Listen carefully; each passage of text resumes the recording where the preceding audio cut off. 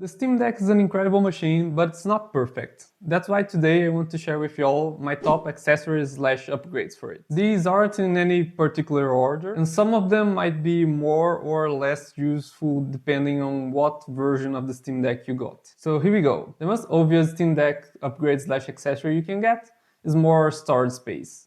And that can come in several different formats. If you're like me and you got the cheapest Steam Deck LCD model back in the day, which only had like 64 gigs of memory, and you're a bit more technical, I do recommend purchasing a separate SSD and installing it yourself. The one that I got is a Corsair MP600 with 1 terabyte of memory, which from my experience is working perfectly. Now, if you're less technical, what I would recommend is for you to get a micro SD card, the largest one you can afford. However, purchasing SD cards on the internet is one of the most difficult things from my point of view because there are a lot of counterfeits available online. So try getting one from a certified supplier or something like that. The one that I use is a Kingston Canva Select Plus, but I don't really think the version or the manufacturer of the SD card makes a lot of difference. And to be honest, the loading times are pretty similar between the games that I installed like internally versus the ones that are on the SD card. The second super obvious upgrade / accessory that y'all should get for a Steam Deck, in my opinion, is a docking station, because the Steam Deck, like the Nintendo Switch, is not only a portable video game console, but it can also be used on your TV like a regular non-portable video game. And to be honest, personally, I play my Steam Deck more hooked up to the TV than portably. And there are several different models around from different manufacturers.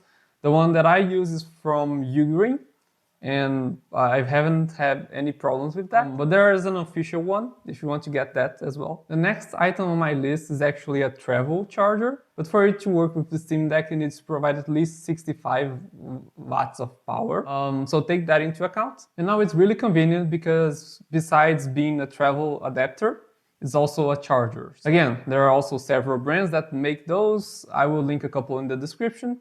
And still talking about power, because the Steam Deck's battery really depends on what games you play and if you have the LCD or the OLED version.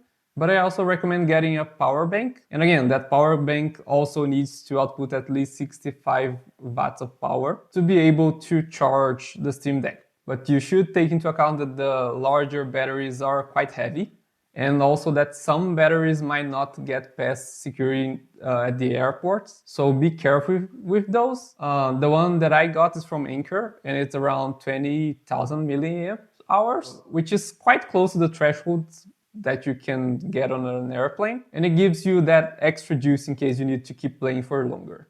The cheapest and most discreet upgrade / accessory that I have installed on my deck are actually analog stick protection rings, because I noticed that sometimes there was some kind of like white dust around the analog sticks, and I didn't understand why at the time, but it was actually because when you tilt the analog sticks to their limit, they actually rub on the sides. So these super cheap silicone rings you just install on your analog sticks. They don't interfere at all in your gaming experience from what I tested. So I do recommend those. One thing that I really missed when I went from the Nintendo Switch to the Steam Deck were the Joy-Cons. And to fill in the gaps left by the Joy-Cons, I really recommend you get kind of a portable gamepad. The one that I got here is an 8BitDo Elite 2, which supposedly is not compatible with the Steam Deck, but you can just leave it on the Switch mode and the Steam Deck will handle it just fine, actually. And I think pretty much anything from 8BitDo is a good recommendation. But yeah, I got these because they are quite portable and they still have all the features and the buttons that you might need to play any type of game. Now, for my most recent acquisitions in terms of accessories for the Steam Deck are the grip / case from School & Co. I'm really liking it, it's super comfortable, but the reason why I got this specific one is because it can still fit inside the original Steam Deck case with the grip on, which is very important to me because I didn't want to have to change my case just because of the grip. Now, if you have the OLED version, this won't be the case because the OLED version's case is different from the LCD case. Mine's the LCD version, so the grip fits in perfectly. But for the OLED version, Valve did that thing where like you can take out a smaller version of the case. I'm pretty sure that's why this grip doesn't fit there. So take this into account if you're thinking of getting one. And a bonus feature is now, with the case on, my Steam Deck can stand upright on its own, and I don't need to open a stand or anything like that. And along with that grip, I also got this cover for travel, which kind of substitutes for the OLED's smaller case, because the LCD doesn't have that. It protects most of the buttons and the screen, and it's way lighter and portable when compared to the original case. So if you want to take the Steam Deck on the go, but you don't want to take too much space in your bag, that helps a lot.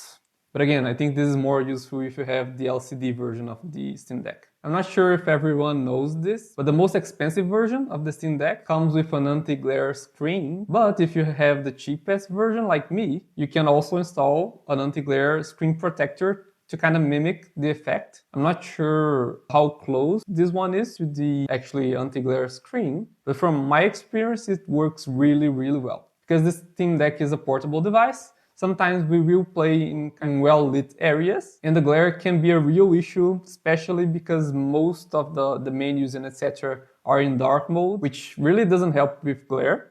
You can notice that overall the image is not as sharp. That's the effect that the screen protector has that reduces the glare. But overall, I think it's a very good trade-off. It doesn't really bother me as much. The glare bothers me way more. Yeah, I think that's it for today. These are my recommendations for Steam Deck accessories / upgrades. All the links will be in the description below. Most of them are affiliate links, so if you buy using my link, I do get a commission and you help the channel. But I think that's it for today. See you guys next time.